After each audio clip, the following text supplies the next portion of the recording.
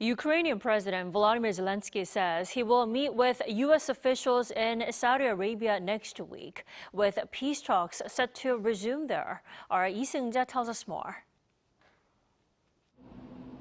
After the fallout from Ukrainian President Volodymyr Zelenskyy's visit to the White House for talks with U.S. President Donald Trump last week, talks on a possible ceasefire for the over 3-year-long war will resume in Saudi Arabia.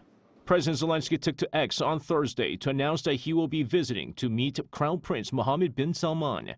He added that after the meeting, he and a delegation of senior Ukrainian officials will meet with senior U.S. officials in the Middle Eastern country to continue talks on ending the Ukraine war.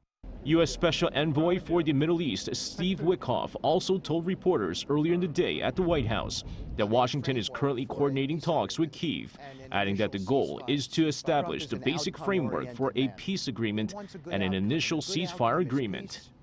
And from that, we're now in discussions to coordinate a meeting with the Ukrainians in Riyadh or even potentially Jeddah. So the city's moving around a little bit, but it will be Saudi Arabia.